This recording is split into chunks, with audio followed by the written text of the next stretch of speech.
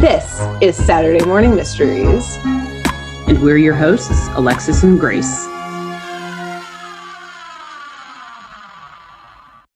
Hi everyone. Welcome to Saturday Morning Mysteries. I'm Grace. That's Alexis. I'm Alexis. Hello. Allie, Bird. You got a lot of names. You wear a lot of hats. Wear a lot of hats. A lot of shoes too, when I want. Want to give a shout out both to your background research of us in trying to think of how to come up with the name of it, of the callback essentially to, Saturday mornings you get up. For me, it was a bowl of cereal. If I, had some Fruit Loops, that was my top pick, I would say, or Trix, and have the marathon of, oh shit, I got a coffee delivery. Hold on. Oh boy. Hold on. Thank you. Before we start Get that coffee, girl. Oh man. Wow. Thank you. Back to the Saturday morning. And now as an adult, it's coffee instead of cereal, but also cereal still. And just the growing up of how much we loved waking up and having the Saturday morning lineup of all of our favorite cartoons for, a few hours every Saturday, which I don't know, I guess if kids still do that because it's all streaming services. True. I don't know. I'm not sure what it's like to live with a kid. I know. Yeah, truly. I mean, I guess if your parents don't have cable, then but man, you have to have like every single streaming service to like get the same effect and, like the same benefit that we had growing up where we could just change through whatever channel and watch like Pokemon 1 minute, Scooby-Doo the next. Yeah, on the commercial breaks. Hey Arnold. Exactly. Mm-hmm. Yeah, record those. I actually won't get into the recording part because that may not have before been DVR shit. Exactly. Recording still.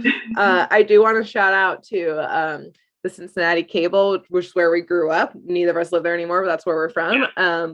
That 27 was Cartoon Network and channel 28 was Nickelodeon. Yeah. So you could just hop one click away, and it was right back and forth. It was genius. Chef's kiss. Beautiful. It was so smart. Absolutely beautiful. I wonder if it's like that everywhere. If they always like put them together, depending on the cable provider. Probably not. Yeah. I think they were on something. Yeah. I don't know. Leave us a comment, I guess, wherever you're enjoying this about what your experience was for that. Yeah. Were they like neighboring channels, all your favorite cartoon channels growing up? Because then you get into like HD and they would have separate HD channels and you had like Boomerang in there and you had like the Noggin. And, oh, God. Yeah. I know, right? Dude. Yep. Yeah. Amazing. Tell me. Got it. Your tale. Go ahead. I'm ready. I'm ready to be told a story. You're ready to be told my tale. All righty. Well, so you chose the first episode from the classic Scooby-Doo, Where Are You? I instead chose the very first episode of the not as classic, but almost as good, the Scooby-Doo Show, which I believe, you already said it first, that Scooby-Doo, Where Are You? Is the original, the one that started it all, the OG. Mm-hmm. But the Scooby-Doo Show came around later, I believe, in the early 80s, late 70s. I didn't type up like the whole history for it like you were a bit fancier than I was. But if memory serves correct, it was actually a spin-off of what was originally called like Scooby-Doo and the Dynamite Hour or something. So there was a different Saturday morning programming block for Scooby-Doo. And eventually, again, demo research showed that they wanted to just do a different a reincarnation of Scooby-Doo rather than this like joint program mixing Scooby-Doo shorts with other cartoon shorts. And so either from that or preceding that, again, a little rough on my Scooby-Doo history for this one, the Scooby-Doo Show was born. And so it's interesting. It's got a little bit of a different take when I go back and like compare that to Scooby-Doo, Where Are You? Or like Scooby-Doo and the Scooby and Scrappy-Doo, whatever, like all the different shows. It definitely has a different feel than Scooby-Doo, Where Are You? Obviously, there's still the classic villain of the week type of scenario, but it's almost not as like groovy, so to speak, as Scooby-Doo, Where Are You? Like there aren't those like super fun chase scenes with music in every episode where they're going through different doors and like hiding and then, there's not all that, but there are some pretty interesting crimes that go down and some pretty interesting hauntings. Ooh. And so, in the very first one, they knock it right off. They just jump right into these crimes, and they start with burglary, in fact. And what's going on here, though, is it's more than just burglaries. It's also haunted buildings. Yeah. Haunted by, right? How can you separate those two things, right? Naturally, if there's a cat burglar, then there's also going to be a specter ghost somewhere nearby. Mm-hmm. So today, I am going to tell you about the mysterious case of the high-rise safe burglaries. So there was a string of burglaries that were occurring in several downtown high-rise condo or like apartment buildings, right? But in all of these cases, the burglars were only taking money from safes in those residences.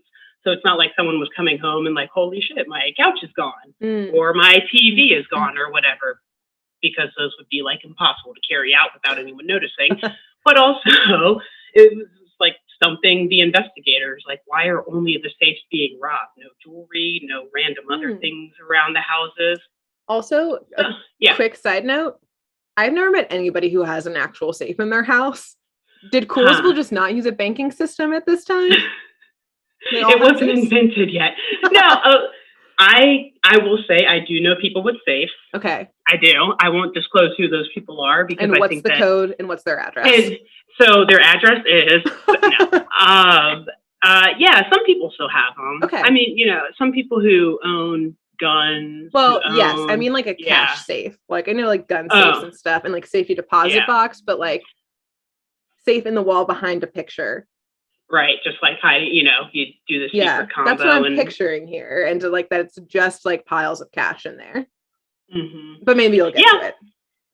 Perhaps not. Actually, I think that this was just like back in the day when people didn't necessarily want to go to the bank every single day or didn't trust the bank.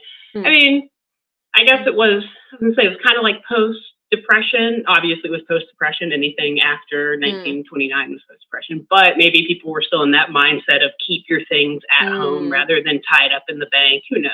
I think that public sentiment on the way that we store our money has definitely changed since then. But nonetheless, also about to be the like Wall Street boom. So like we're probably not there yet in the 80s, or it's all like cash for Coke because it's the 80s. It's a little bit of both.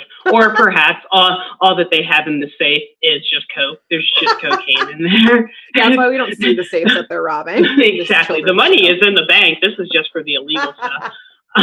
Good point. Anyway. So these high-rise safe burglaries are going down. And coincidentally, all these safe burglaries are happening in different buildings, but the buildings are all near each other. Mm-hmm. And all of these buildings surround another single construction site for, you guessed it, another high-rise building. So you've got this block of just a bunch of high-rises right next to each other, right? And all of them are circling this construction site. Mm-hmm. So I said before, the safes that were all burglarized weren't actually, the houses that were burglarized didn't have really anything missing but the stuff that was in the safe. Right. So what's even weirder is that the safes weren't actually like busted into. They were opened as if by like someone who knew the actual combination. So when the investigators got there, it's not like they were like blown up safes or anything or like hammered in or damaged whatsoever. They were just neatly opened and neatly closed back. Mm-hmm. And these are real investigators, like professionals? Yes. Like legit authorities, not mystery yet. Not Mystery Inc. Okay. They're going to come into the fold soon. We'll see. Just wanted to make that distinction. Yes, please do. Thank you. Appreciate that.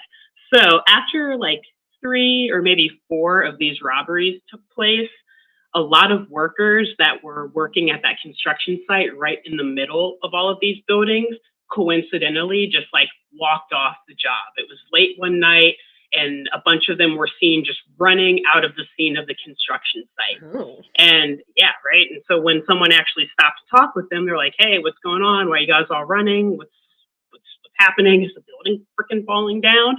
They're like, "No, we just saw a ghost in there." Like a ghost on a construction site? Natural, right? So Turns out, though, that there actually is like some local folklore. I suppose this is also in Poolsville. I can't really tell if the kids are like traveling or if they're in their normal city, but like spring break or something. Yeah, right. I'm going to guess it was Poolsville, as you will see later on, but it never really says. So it turns out, though, that there is some local folklore that connects that construction site and that whole plot of land to some like really creepy kind of stuff that went down in the past. And you're probably wondering, so what in the absolute hell does any of that have to do with safes being robbed from condos? But what in the actual hell does that have to do with safes being robbed in condos? It comes together in classic Scooby-Doo fashion. So, all right, going way back in history, prior to the construction of that high rise or any of those other condos being built around there, that plot of land was actually home to this old historic house.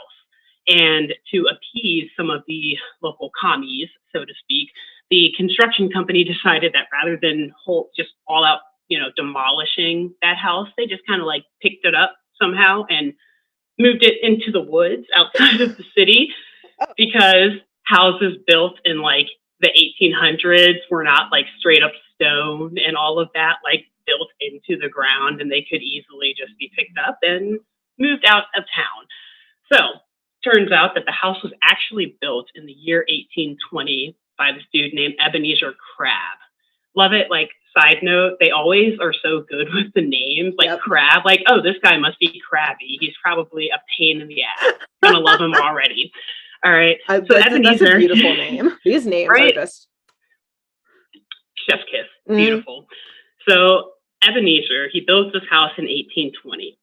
And apparently he had some super nosy neighbors. And the neighbor was going around town telling people like, hey, did you hear Ebenezer Crabbe actually might be like a warlock or like involved in some sort of witchcraft in the dark arts? Because turns out that in the 50 years that Ebenezer had lived there, so I guess this is like end of the 1800s now, or like 1870 maybe, the neighbor noticed that dude never aged. Like, he stayed the same his whole life.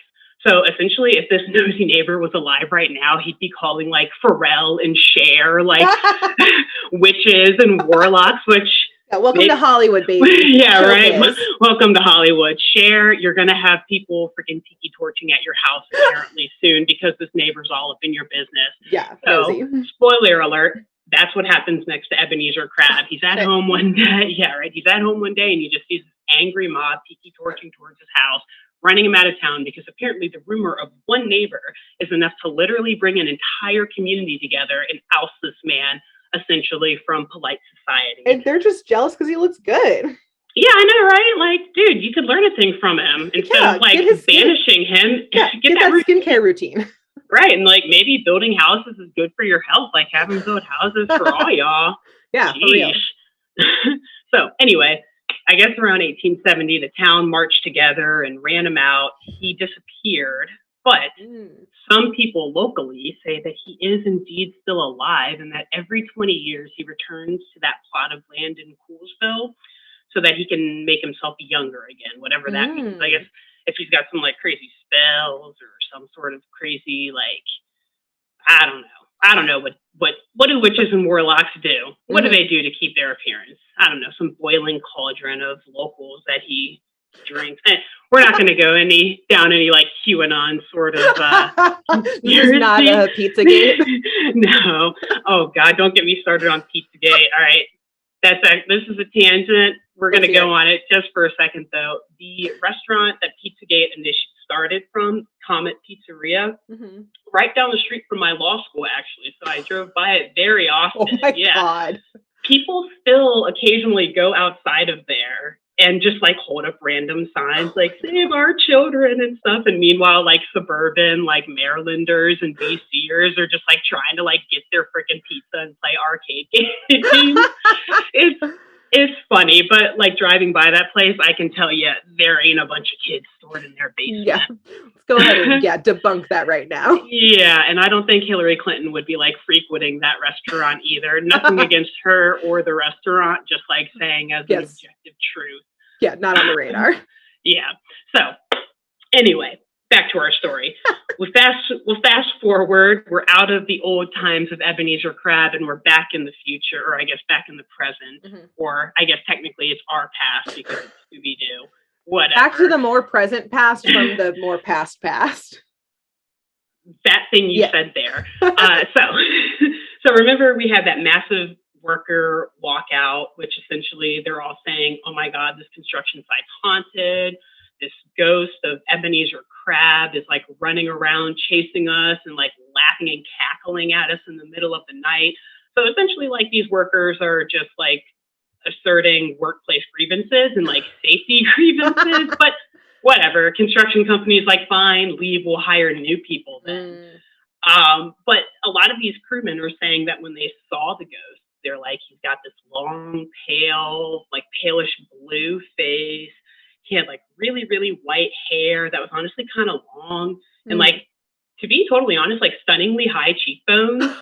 So again, like if it is Ebenezer Crabbe, like, dude, get your freaking beauty routine from him, because he's not aged in like 200 years, and he has beautiful cheekbones. Anyway, and hair apparently, and like, hair, yeah, conditioner. A mane, let me tell you, like a white mane. Like, to be totally fair, he kind of was like giving like Andrew Jackson or like Beethoven vibes, with just like how thick and luscious that hair was, and how like a beautiful prominent widow's peak too. It was just so, I was like, man, this guy's actually like, he's pretty glamorous. He has like this long red cloak and this suit with like the frills around the collar. Can I briefly side tangent your comment about Beethoven and retell the story of once when Bird and I in high school were in a group project? I don't know. Amadeus. I don't know what class this was even for, but for some reason, whatever group project we had, we like had to watch the like, I don't know, 2000s-ish film Amadeus, which was like, wait, that's Mozart, not Beethoven. Either way, still, it's a long ass film. And this was like DVD days where like a film that was over like an hour and a half had to be split into multiple two DVDs. Yeah. So Bird and rest of group project folks are at Fisher's my house watching this film, and we were like, okay, great, like let's watch it. So, you know, it's the basement, we got popcorn, we're all friends hanging out anyways, lights are dimmed. I'm pretty sure it was me who pops in the first disc, and we're like, what the fuck is happening in this film? This film is so confusing. Oh my God, he's dead. And then we're like, that was so weird. Let's watch part 2. And like, also that, why did he die so early in the movie? Yeah. Anyway, we're like halfway through and he dies, and then like the credits roll. Like, what is happening? I guess let's watch the second half. And I put it in, and then it's like the opening scene with like the title card. And that's when I realized like I fucked up and I put part 2 in before part 1, and we watched it like out of order completely for this school project. Because we didn't learn after the end credits came down that was the second. And we were like, that's an interesting place to put ending credits in the middle of the movie. And like, is the second half going to be about like the great influence that like he had in the world? Like, no. Maybe it'll like travel to the future, and like we'll look at all of the great things that have come after Mozart's work and everything. That had to have been for... it was definitely a history class. I remember it was whenever we were studying salons, because the project was like have a salon, like as they did during the Renaissance. And at the time, you and I were both very obsessed with Family Guy, and there was a reference to that movie in Family Guy, and I can't remember what the reference was now, but we would always joke about it. So as soon as we found out we were in the same group, and as soon as we found out it was salon themed, we're like, we don't care what the fuck anyone else in our group says. We are watching Amadeus. This is like the only opportunity that we will have to do this, like, and it like reasonably, because like, I'm not going to lie, I'm not going to turn on Amadeus now, even though I probably understand it more than I did then. Because we're watching the right order now. Yeah, exactly. I don't think that we like went back and redid it either. Like watch it in order. I think we're like, fuck it. Like this is it. That was too long to go back and rewatch. Like, we just kept like steamrolling through. But yeah, you're absolutely correct that we were like, this is what we're doing, group. Yeah, and they were like, okay, I guess that works. Oh man, what a mistake that a school administration made whenever we were in a class together. Pretty much. I don't think they understand what they were getting the rest of the class and that teacher into. Yep. Okay. Anyways, the vibe, the look. Yes, it's here. The vibe, the look, and I'm not gonna lie. When I was writing this, I was like, God, is it Beethoven or Mozart that he looks like? I can't remember. So I did have to look a picture of both of them up, and then I did immediately think back to that movie, Amadeus. But I did forget that you played them out of order. That's all I remember from the movie. And I was like, oh my God, that totally is. Yep. Oh, we were on top of it. So yes, this dude, he gives total Beethoven / like Jacksonian vibes, like this long cloak, beautiful thick mane. He scares the whole crew off of this construction site, right? And so now the site's like, well, we have to finish construction like the good capitalists we are, so we better hire a whole new crew that is either self-loathing and or ignorant and will not care when they realize we're putting them in a ridiculously life-threatening situation. So they start putting ads into the help wanted section of the local paper, and literally the ads say like, no experience necessary, apply anytime, like super safe for a construction gig, right? And like, mind you, this is like maybe within a decade of OSHA laws coming into effect. Okay, it's like the end of the 70s, and pretty sure OSHA was like 70, somewhere between 70 and like 73 or something. They were still working on like implementation. Exactly. So it's like, all right, this is like, we're skirting on some thin wires here. This could be a little damaging for some people. So anyway, usually I would not commend any sort of organization for hiring based on a lack of experience, but in this case, it actually worked out very, very well for the construction company, because guess who came across this ad in the Help Wanted paper? The teens from Mystery Inc. Now, Grace, you have already obviously described our fearless 5 members with Mystery Inc. I guess I will recommend people either rewinding it or going back to that episode to revisit who all of our players are, those 5 gang members. But nonetheless, we have Freddie, Shaggy, Daphne, and Vilma and Scooby enjoying pizza one evening at a local Sam's Pizzeria in downtown Coolsville. And Fred and Shaggy are kind of freaking out, like, oh man, we need some money. We haven't been getting any calls about mystery lately. They're like, yeah, let's look through the Help Wanted section or whatever. Just find a job, while Scooby's like running around the restaurant, probably messing with the pizza guy or whoever, the chef in the kitchen.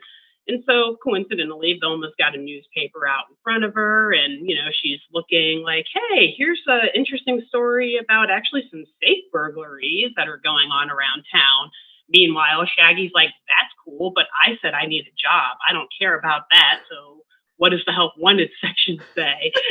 So totally just ignoring Vilma's interest in this legitimate crime that's going on right outside of essentially this pizzeria.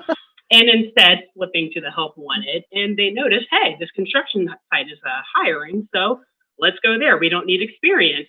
So it's late at night, mind you. Like, they're out for a late night slice, and this was the night crew that got ran out of the construction site, or like chased out of there by the specter. So the crew was like, hey, it's nighttime, but they say apply anytime, right? So let's go apply right now. So they drive on over to this construction site. So many concerns about this HR situation. Yeah, I'm getting right into the HR as we speak. Great. So the site is run by this guy named Mr. Doherty, who clearly served as inspiration for the likeness of Indiana Jones when those movies came out. He had this like awesome fedora on and like a leather coat and like kind of baggy khaki-ish jean pants, whatever. Amazing. So he's overseeing the construction site. He runs the show. He tries to keep like the day-to-day stuff going. He's the one who hires people and fires people, all of that. And so just like that next night, after all those workers were scared off, that group of teens, Shaggy, Fred, Vilma, Daphne, and their dog, come into actually the employment office at that construction site, right? So Doherty, he's like kind of looking at Shaggy and Fred like, okay, that works, but it is like the late 70s. So he's like, I don't know why the fuck Vilma and Daphne are here, but okay. So he pretty much just like introduces himself like, hi, I'm Doherty. And they're like, hi, I'm Shaggy, I'm Fred, whatever. And then he just hires them. He's like, okay, come on, are you guys cool with the night shift? And they're like, yeah, sure, I guess. And he's like, you mean like this night shift, like now? So then they start working pretty much on the spot right then and there. But again, as I said, he's like clearly has no interest in hiring Vilma and Daphne in the year 1979 or whatever for a construction site. So seeing that only Fred and Shaggy are offered jobs, they decide that they will go off and do something else. But before Daphne and Vilma leave, Mr. Doherty is like, hey, I got to warn you guys, I've been having some trouble keeping workers on lately because we've got this darn ghost that's just haunting this construction site, right? Oh my God. So that obviously piques at least Daphne's interest. She's like, a ghost? Like a specter? What? And Doherty kind of looks at her like, why are you still here, by the way? But I said I didn't need a secretary, lady. I'm just hiring workers, okay? Can you hold a hammer? Can you? I didn't think so. I don't think women knew how to hold hammers until 1990, okay? I think that's when they officially started teaching that in schools. So anyway, Daphne and Vilma, they're more interested at this point in this whole tale of the specter than Fred and Shaggy are. So they ask him, like, what do you mean a ghost has been here? And naturally, Shaggy instantly was like, oh, shoot, maybe I don't want to do this anymore. But Doherty goes on and explains. He's like, well, yeah, I mean, there used to be a house on this plot of land. And so people think that something happened and it's got to do with why this ghost is running around here. And so while Fred and Shaggy are assigned to their first duties because they reluctantly are like, okay, fine, we'll still take the job. Fred actually took it more so because he wanted to then solve the mystery, and Shaggy took it just because Fred told him to. So they end up getting assigned to their first job duties, but before they head off to go meet the other remaining construction site workers, Fred turns to Vilma and Daphne, and he's like, hey, you two, go down to the newspaper library archives and see if you can find anything you can about that old house that was on this plot of land. Because apparently the public can just go down to your local newspaper library archive and just wander around, even in the middle of the night when there's probably no one there. So Daphne and Velma were like, oh yeah, good idea. You guys do the man's work and we'll go do the ladies' work and go rifle through papers. So, and break team. So boom, they break. Daphne and Velma go one way, Fred and Shaggy the other. So Fred and Shaggy are taken around the construction site by Mr. Doherty. And he's introducing them to all the two remaining workers there. One of them is named Mr. Jim Rivets. Rivets, as in like the tool or like the part. Exactly. Gotta love these puns. And so Mr. Rivets, he's like this typical blue collar union looking guy, right? He's described as one of the two men safe enough, or brave enough rather, to stick around even after these hauntings started. So he's got this like kind of big belly, like stockier upper body, like a push-ups guy and not a squats guy. He's got like dark hair, this big super thick mustache, all this, just like your classic like almost Midwestern union looking construction worker guy. And so he's showing the boys, Shaggy and Fred, and also Scooby is still there for some reason because dogs are allowed to put on hard hats and just peruse around construction. Naturally. So he's touring all of them around the site and telling them, hey, Fred, you're going to be on the 19th floor of construction, and Shaggy, you're going to be on the top floor. So he is putting these teenage boys with no experience in construction on like the two top floors alone of this building alone. Yes, totally safe, right? And again, this is like less than a decade post OSHA. So we've got some issues here that probably need to be hammered out by the federal government, but pretty sure OSHA was amended later on down the road, probably because people from Coolsville were complaining about its enforcement. So, or lack thereof, yes. Yeah, right. So they drop Fred off on the 19th floor, and they take Shaggy up to the top floor. And Shaggy is then introduced to a man named Red Sparks. All right. And can you guess what color the man's hair is? Blonde? Yes, actually. No, it's red. It's red. And he's got this like bright red hair peeking out underneath his construction cap. And he's also got like very strikingly high cheekbones. Again, what is the deal with beautifully high cheekbones in Coolsville? Fierce. I don't know. So Red Sparks, he's the foreman for the top floor. And he essentially talks Shaggy through, you know, how to use all these power tools for about 5 minutes maybe. And then he leaves. He's dead. So Shaggy is stuck with like this industrial grade impact wrench that's probably like bigger than his head, and he's just like on the top floor like bolting shit into these girders.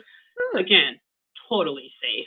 But I'm so scared this building will fall down because of that. Pretty much. I mean, yeah, we should actually look to see if there were any like later stories about the building collapsing on people.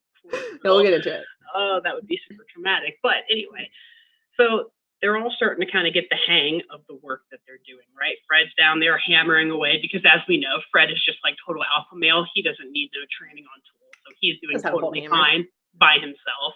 Shaggy, though, him and Scooby, they actually start to like experience some pretty creepy shit going down. So they don't know whether or not to believe the Spectre story. Obviously, Shaggy is afraid of any mention of ghosts, but at that point, he's like, well, I haven't seen it yet, and I'm getting paid, so whatever, hammering away.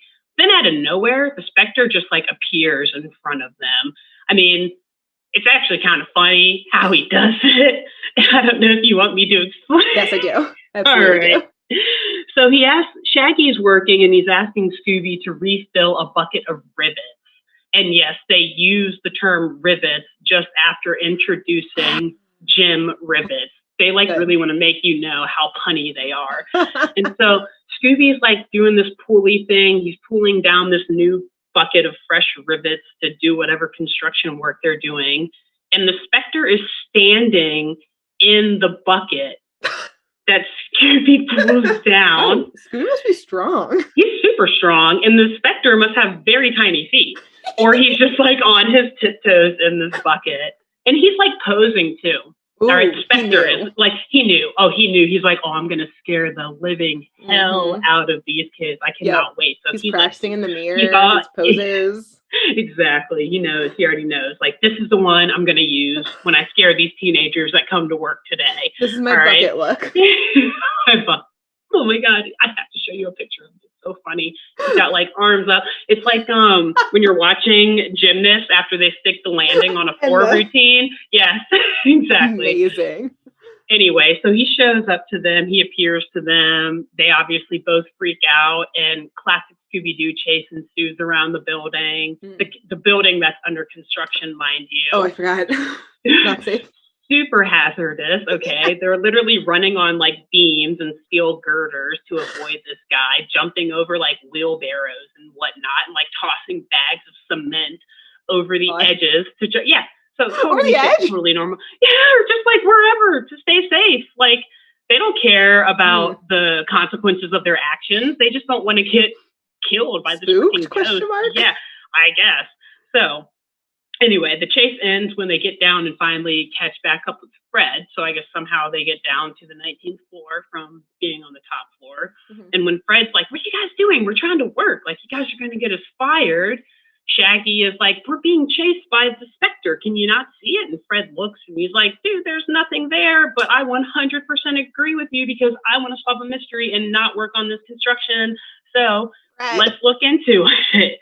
Fred like finally tosses the hammer behind him. Lands on freaking Mr. Doherty. Poor Mr. Sparks just knocked out. Anyway, so they reconvene down in the employment office where they first met up with Mr. Doherty when they first got the jobs. And when they get there, the ladies, for some reason, return at the exact same time. So I guess they're like, hey, let's take a break. And mind you, again, this is like before cell phones, as we always say. So it's not like they called them like, hey, we found something, come back. It's almost like just, hey, stroke of faith, you know, things happen. They got back right when the boys were done being haunted. They all reconvened. Normal. And so they tell Velma and Daphne tell the boys and Mr. Doherty everything that they learned while they were down rifling through old library archive or newspaper library archives and files. And it was pretty much all that old history that we talked about at the beginning, that there was this dude named Ebenezer Crabbe who lived there, super old house, got tiki torch out of town, might have been involved with the dark arts a little bit. They learned all those little intricacies. And so then Doherty is like, well, again, why are you guys back here? I don't, these men should be working. Did you bring me a scotch? Yeah, why are you ladies here? But then once he realizes that they're actually like invested in why this site is being haunted, he's like, okay, I guess I'll let them like stick around, even though I have no other use for these two teenage ladies who keep showing up and distracting my male workers. And so Velma and Daphne, they start to tell him like, hey, maybe we should like investigate the house while Shaggy and Fred are still working here. Maybe like it seems to be part of like the reason why this is all haunted, because you moved everything. So they make that suggestion, and Fred is like, that's a good idea, Velma, really good idea. You and Shaggy go, actually, and me and Daphne are going to stay here. Dory's probably like, I was trying to get rid of the ladies. Yeah, just so you know, like, I don't want Daphne working here, but okay, fine. Sure, let her on my construction site. And also, like, yeah, pretty sure that they're all supposed to still be on the clock. So I guess just like right in front of Doherty, they're like, yeah, Shaggy's totally just going to ditch right now. He'll be back when he wants. I hope this is the type of employee that you like having on your construction site, because I know you're already behind schedule with people walking off on you, but you really have no other choice. So yeah, here's another one walking off on you right now. Yeah, pretty much. So the three of them, Velma, Shaggy, and Scooby, they head on over to Crabbe's old house, and they never really like explain how the construction crew moved it there, but it somehow ended up like in the middle of the woods, a little far away from downtown. Like, we can assume that they had to drive at least like 15 or 20 minutes to get there. So it's not like they moved it just like next door. Like, they had to legitimately haul this thing for a while. And so they get to the house, they knock on the door, and this is where they knock. Yeah, they knock. How polite of them, right? Rather than just breaking in, they walk up, start to knock, and then the door is like slowly creeping open. And there's a super old lady there, actually. And they're all kind of surprised. Like, I think they just kind of like knocked to make sure no one was there, because they probably did not think anyone was there, since the person who built the house died like 200 years ago, or so we think. Was said to die 200 years ago. And so this super old, like pale lady opens the door. She's got, again, a very thick mane, like all white hair, beautiful hair. So I don't know what conditioner these people are using, but it's good. Again, a prominent widow's peak, long chin, thin face. She's like talking with her gums, doesn't have any teeth, like bony hands, all that, and like this like really long dark cloak around her shoulders. So she like honestly actually just looks like a female version of Ebenezer Crabbe, so to speak. And lo and behold, she introduces herself as Nettie Crabbe, Ebenezer's great-great-great-granddaughter. Ooh. And so even though she looks like very creepy and like scary, and honestly like she herself is a ghost, she's actually like super friendly and like warmly welcomes the three in, like, hey, come on in, take a look around. What can I help you with? It's in the middle of the night. Come on in, strange children. Strangers who may kill me. I don't know who you are, who rolled up here in some weirdly colored van. Thanks for bringing your dog into my house, too. Yeah, I hope his paws aren't muddy. I just freaking cleaned. So anyway, these three, or at least the two who can talk, are like, hey, we're really interested in all of this history of Ebenezer Crabbe, and we've been sent here to kind of do some research. Do you mind if we look around? And she's like, oh, for sure. Go ahead. Rifle through my house and my old family heirlooms and possessions. Like, have at it. Good kids.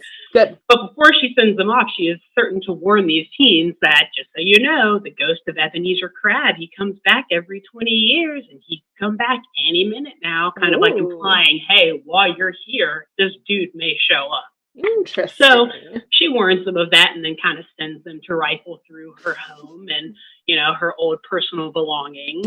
They make their way up to Ebenezer's old room, and they remember her mentioning, too, that Ebenezer was involved in black magic. So they're like, oh, God, I hope that his room's not, like, cursed or something, or that we're not going to get, like, haunted just from stepping in his room.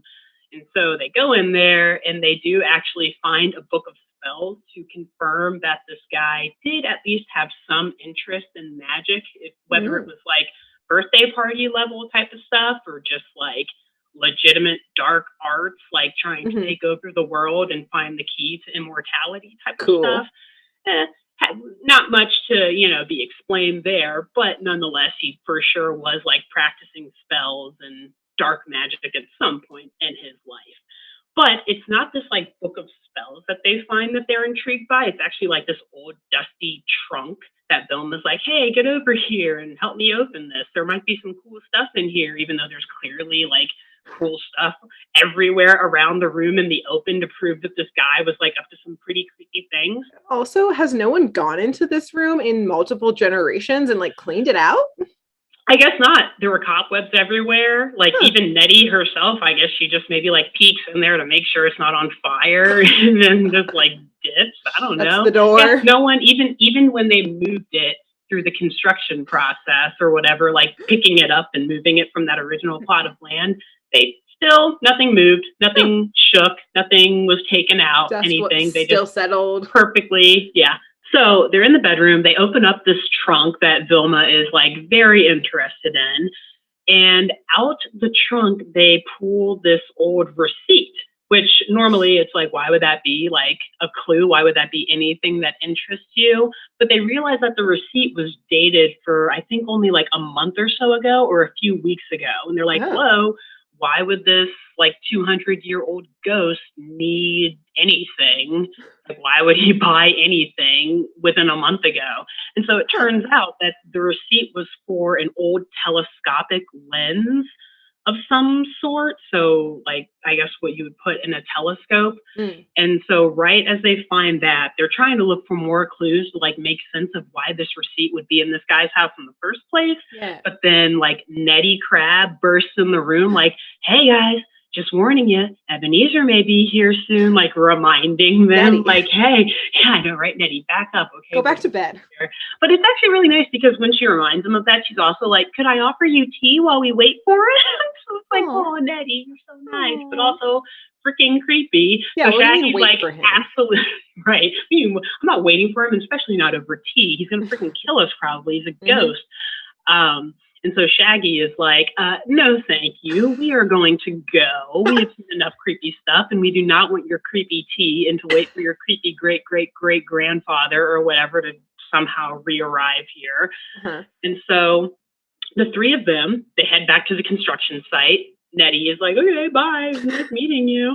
And they head back to the construction site, and they tell Fred and Daphne and Mr. Doherty what all they found over there, which, again, was just a receipt. And again, okay, what time is it? Like what hour of day? They've been working apparently for like an hour at the construction site. They drove over to Nettie's house. They had to be there for at least a little bit. Yeah. And they're driving back. Well, plus the drive times, like. Yeah, exactly. Like all this driving. Where are your parents? Who's paying for gas? It has to be. And the construction site is still open because they go back and Doherty is just down there hanging out with Fred and Daphne still, who, by the way, appear to have accomplished absolutely nothing. It's like, yeah, Daphne's going to stay here with me so that we can, investigate the construction site. Like, well, they have absolutely nothing to show for it when Shaggy and Vilma and Scooby back. So pretty much, right? So I think we know what they were doing. So Doherty, when he's listening to the three of them tell the story of what they just found at the old Crabbe house, he's like, wait a minute, back up. You said you talked to Nettie Crabbe? And Velma's like, yeah, dude, why are you shocked? Like, she was really friendly. And Doherty's like, well, she's been dead for 50 years. Excuse me? Yeah. So that's impossible. Vilma, she's like totally not shaken by this revelation whatsoever. Like, oh, hey, I might have just been in the house of a ghost, talking to a ghost. Looking for a ghost. Exactly. So she's like, interesting. Well, anyway, here's this receipt that we found, though, in Ebenezer's room. So they show this receipt to the gang. And I guess Fred, he like had a moment of inferiority because he realized that they didn't actually accomplish anything at the construction site. Because he just like jumps in the middle of Velma's sentence trying to explain what the receipt was for. Like, hey, look, it's for an old telescopic lens. And like, you can read. We get it, Fred. We get it. Thanks. I was getting there, Freddie. Okay. And so he was like, look, it was made to Ebenezer. The receipt was made to Ebenezer just a couple months ago. And so their next idea is, ding, let's go to this store where he bought the lens. So again, apparently they have late night hours, and it's the favorite spot for teenage locals in Coolsville, the Optical Lens Company Incorporated. And cool. when they they get there, they pull up. I think they knock on the door because maybe like normal people, they're wondering if the place is open at 2 or 3 in the morning. But lo and behold, the doors burst open by actually this kind of like nerdy but friendly looking guy called Mr. Speck. Oh my God. Mr. Speck. Yes, it continues. Never ends. And he turns out to be the owner of Optical Lens Company Incorporated. And he also seems to be extremely excited about like teenagers knocking on his door late at night because they like want to learn about lenses. So he's like, oh my God, yes, come in. Where are the parents? Again, I don't think he cares, which is concerning in and of itself, but whatever. Investigate him too separately. Go on. So this guy, he's got dark brown hair and he's like sporting the middle part. It's like the fancy, like curled up hair in the front. Got these like big spectacles, naturally being named Mr. Speck and owning a spectacle lens company. He's got like this nice three-piece suit on and a bow tie. It's like they obviously want this guy to be, to come off as extremely innocent, intelligent, and also just like very concerned about the interests of these teenagers. Like, why are they interested in lenses? I'm so happy to expose them to this whole new world of lenses. And so Fred just kind of like walks up, like, explain this receipt. Mr. Speck is like, oh, okay, sure. Yeah, it was for an electronic spotto-telescopic lens. I'm not an expert on lenses. I'm not sure if that is at all legit. Is that real? If that's real. But nonetheless, that is the type of lens that Ebenezer Crabbe was buying a couple months ago from this store. And so he grabs another one, Speck. He goes throughout the store and he grabs another lens like that one that Ebenezer bought a couple months prior. I guess they had another one in stock. And he shows it to the kids so that they can see what kind of lens is on that receipt. He does not question why the kids have this receipt, why they're interested in this receipt, but he's happy to help them, again, explore their newfound interest in lenses. He just wants to be included. He does. And isn't that what we all want? Like, aren't we all Mr. Speck in our own way? Again, philosophical questions need to be answered here. Bonus content. We'll analyze that. How much do you relate to Mr. Speck in this moment? How old were you when you realized you two are Mr. Speck? This right now. I realized I was 29 years old. So Speck shows them this lens. And he tells Fred, like, here, use it to, like, look outside.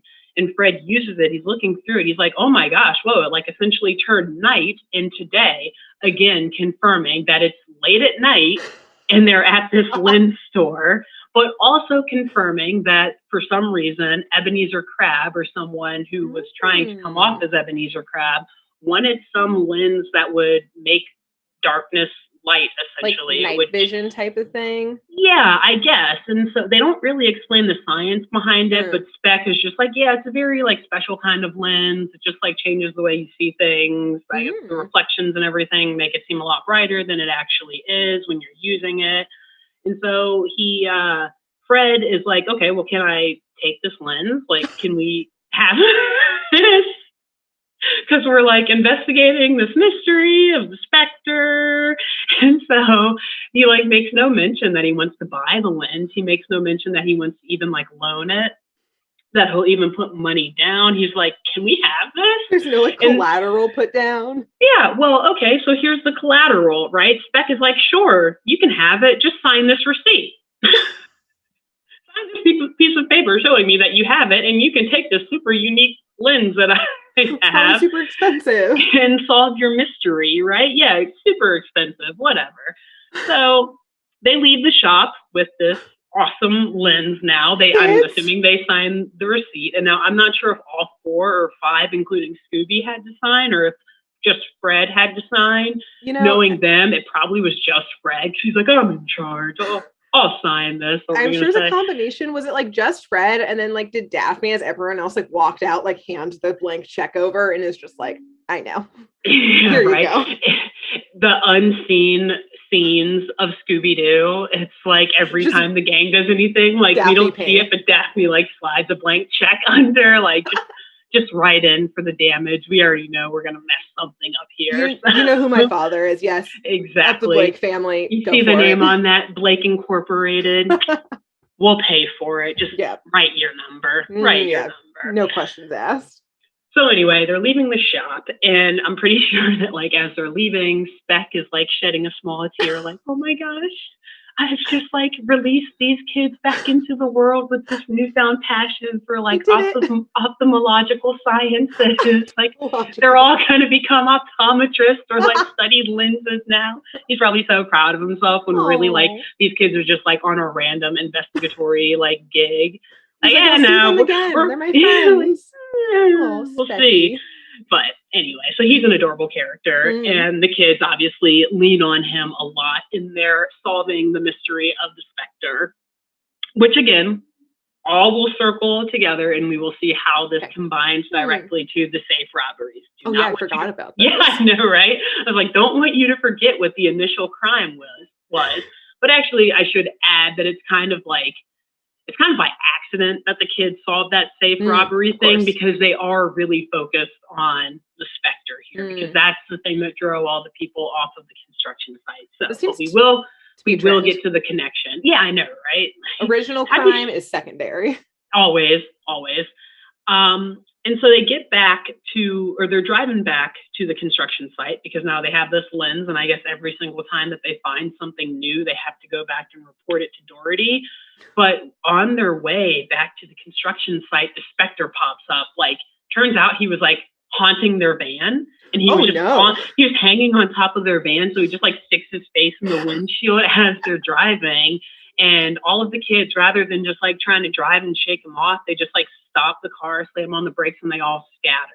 So the specter is running around town chasing these kids, trying to figure out, because I guess he's on to them. He knows that they're around, like looking for things, because he's been sneaking around the construction site, kind of listening in on their conversations with Doherty, like, oh my gosh, I think these kids might like figure me out soon. So he's haunting them, he's chasing them around the city. Shaggy is in possession of the lens. Again, as you noted, he is an all-star gymnast. I think that's like something. So I don't know if they expressly said it in that one episode because I feel like that's just kind of a theme. He's always the one to like do the traps and always the one running away, because he's like the most athletic of them, even though he's super, super scared of everything. So I guess they hand off the lens to Shaggy because like he can run the fastest or like maneuver around the easiest. But the specter still chases him and scares it out of his hands, and steals the lens. So yes, it's expensive, unique lens. So now we have another mystery to solve. They had it for 5 minutes, and they got it stolen. It's like, Spec, how did you not see this coming? How did you not see this coming? We told you, put some money down. Get some money from these kids. Daphne Blake is rich. Again, we assume she put a blank check down. I don't know. But instead of being freaked out about this probably like super expensive lens that was just stolen from their clutches, they instead are like more focused on eating. So they go back to that pizzeria, and they're like, okay, let's start to piece pieces of this puzzle together. We know we've got a ghost. We know we've got the ghost of Ebenezer Crabbe, or like hauntings of Ebenezer Crabbe. We know we found a receipt for an optical lens, and we know that optical lens makes things go from dark to light. So over pizza, mind you. So as they're talking and going through all this information, all these clues, enjoying their fourth meal, because it's got to be like 5 a.m. at this point. Really, this is breakfast pizza? I guess. I think I did see some like eggs and bacon on there. I don't know. But they're going, I guess there's an early morning edition of the newspaper, because they're also going through the newspaper as they're talking over these clues. And Velma, who is just sick of being ignored, she's done with it. She's like, you know what? It's my time to shine. There was another safe burglary. Everyone, listen to me. Pay attention. Pay attention. Something weird is happening. All these safes are being burglarized from these buildings nearby. And we don't know why or how, but I feel like somehow it has to do something with the specter and with this lens that we found. And so Daphne is like, "Huh, you're right. Now that you mention it, all these buildings are surrounding the construction site. Maybe we should listen to you." Huh. And so the gang decides to go back to the construction site. Not sure why they didn't do that before. And again, not sure why they like doing so much driving and traveling in the middle of the night. Again, gas, question mark. Yeah. Hey, back then, it was a whole different day and age. I don't know. It was the oil boom, baby. Right, exactly. OPEC was setting the numbers a lot differently back then.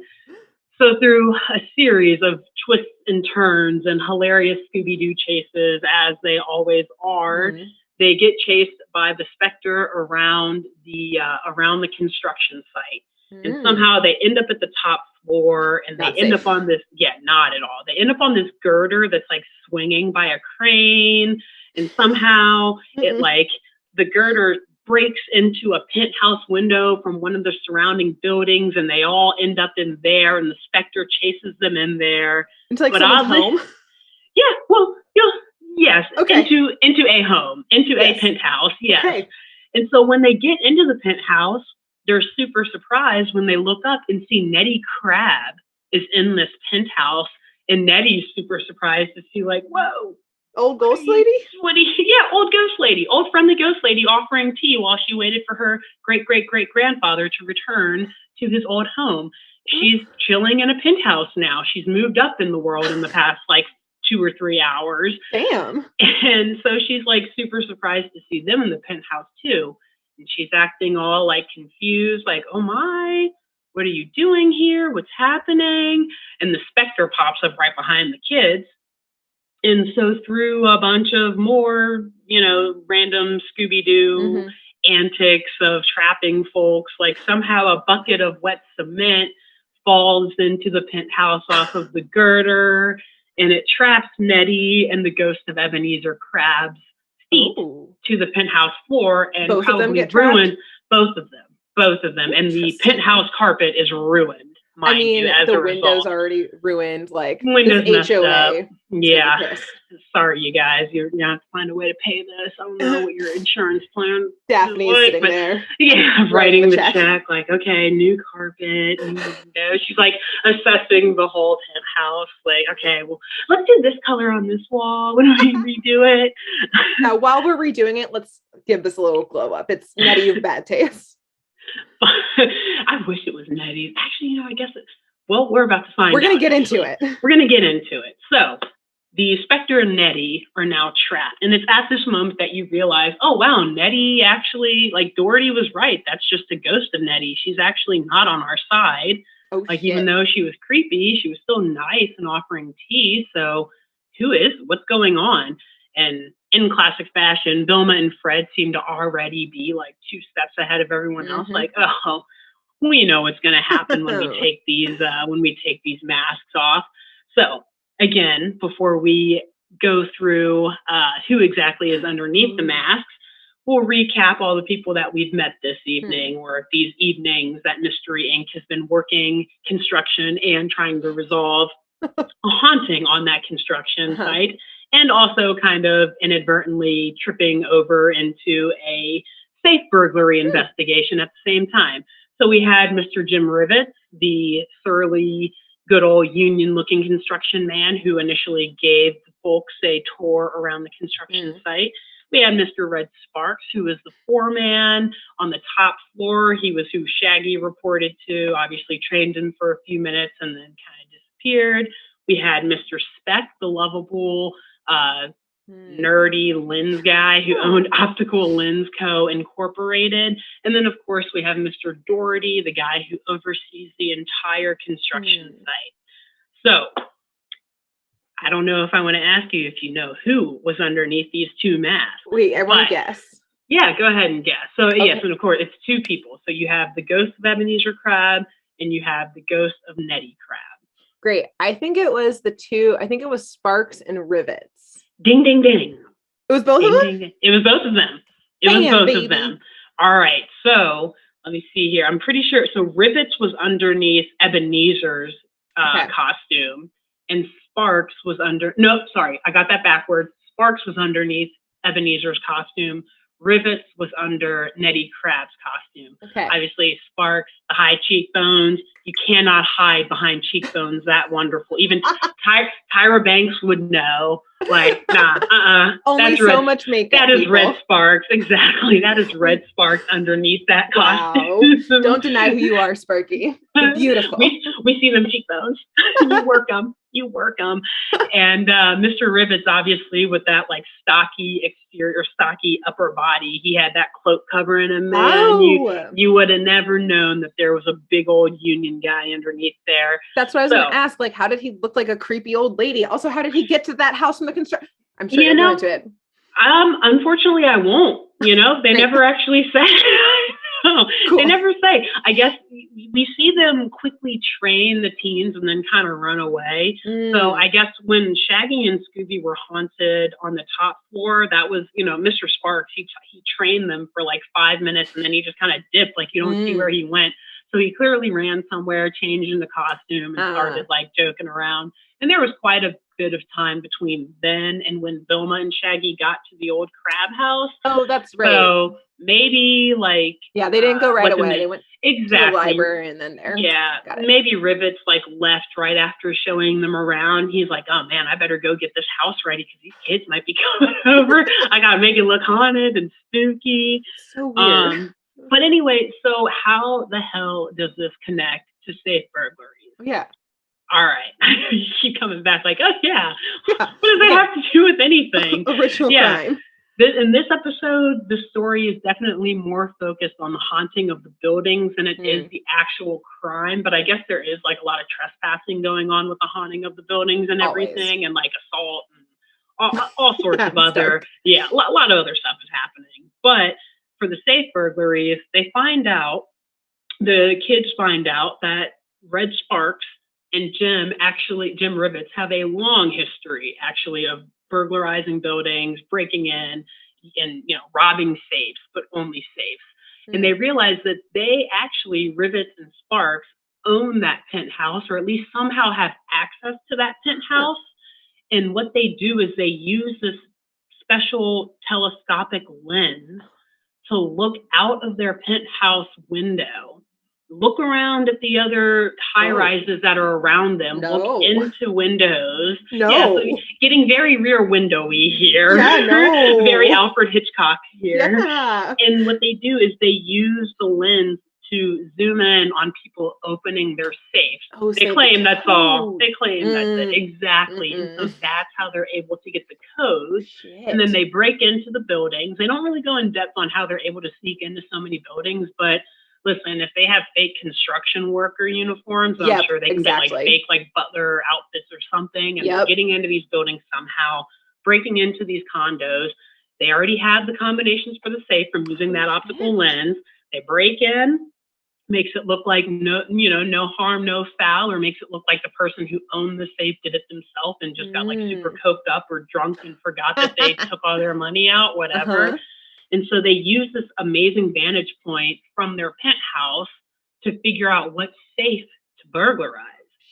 But as it turns out, if this new high-rise that's under construction, if the construction finishes, it'll obstruct their view. Exactly. So rather than let that high-rise finish being constructed, they decide, hey, let's like dress up as ghosts and let's capitalize on this old history, this folklore of Ebenezer Crabbe, which honestly kind of the perfect storm for them because it's like they knew that history existed. They knew that there would be some like some superstitions arising from them moving the house and like, oh God, you're unleashing all sorts of haunted stuff onto this area.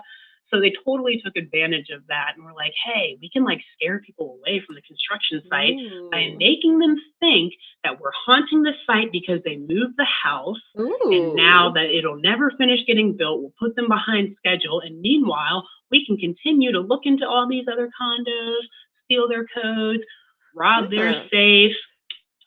Done. Boom. Easy career, right?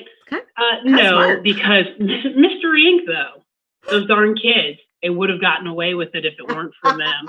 So this is the point that the teenagers decide to call the police action. And in fact, it's not even them. It's Doherty. He's like, yeah, call the cops. Get them in here.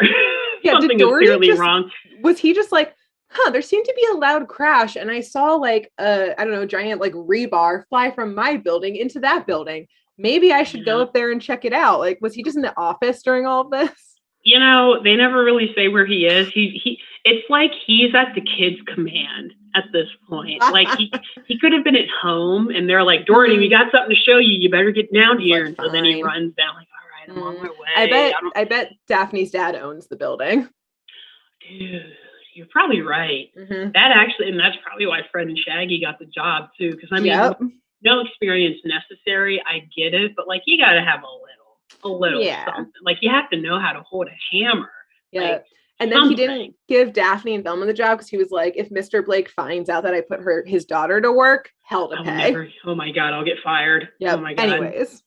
So the cops finally get there and they're like, everything checks out so far, I guess. Like rivets and sparks, they do kind of seem like safe burglars now that you mention it. But and they are also in costume, so we at least know that they're pretending to haunt the area. So that's not a crime. No, I mean there may be some weird things in there, but it's not illegal to wear a costume, that's for sure. Maybe to wear the costume and then chase people around a construction site, maybe, but just put on a costume. No, sure. Mm-hmm. So the cop's like, we're gonna need a little something else. And while Scooby's like randomly sniffing around, looking around the penthouse, he somehow knocks over a flower plant. And out of the flower plant that is sitting right next to all of them as the police are trying to figure out like the nail in the coffin for these crimes, a bunch of waddles of cash just fall out of this flower pot that Scooby knocks over. And they're like, oh, boom, that's it. That's the money that was stolen from the safes. We found it. No way it could be any other money. We don't have to trace the serial numbers. We just know. Not at all. We just know. Wow. This is it. It makes total sense that these cat burglars would just put all the money and possessions that they stole right here in the very penthouse that they would return to. This is it. They did it, y'all. That's the plot. And so just like that, you would never guess these kids, they're looking for random jobs just because they aren't getting any mysteries lately, no requests for business. And they end up kind of tripping over their whatever body part you want to imagine them tripping over and resolve not only a fake haunting of a major construction site, but also like a string of cat burglaries and safe burglaries that are probably happening to like some of the richest people in Coolsville. So honestly, give them their stars. I have a quick question. Please. Do they ever actually get hired to solve the crimes? It sounds like they just do it. That's a good point. I feel like they kind of just like walk into somewhere and like assume the position. Like, okay, like I don't know who you are, but sure, is it just kids. Like afterwards, like they go back and like negotiate and be like, cops, we did this for you. Pay up. Like Doherty, you owe us. We saved. Like, do they just blackmail like the victims for money for solving it? I guess that would be a good way to get paid. Kind of. I mean, again, we're talking about necessary evils. How bad is blackmail when the thing you're blackmailing someone for is to resolve yet another crime? Right. Is it really a crime in that sense then? I don't know. Maybe it's like the police department pays them up because they don't want to look bad, that like they never solve the crimes, but like these kids do. So the cops are like, thanks. Yeah. And I mean, like kind of future incarnations of Scooby-Doo have gone into that. Like there was the more recent, what's it called? I think it's just called Mystery Incorporated. It's like, it's one of the newest ones that was on Cartoon Network. Like the sheriff in the town like hates them because they're always getting in the way, but at the same time he like loves the fact that the town is haunted because it brings like tourism there. So they're like, no, like let it be haunted, and also you're making us look bad by like just taking on these crimes and we're not the ones resolving them.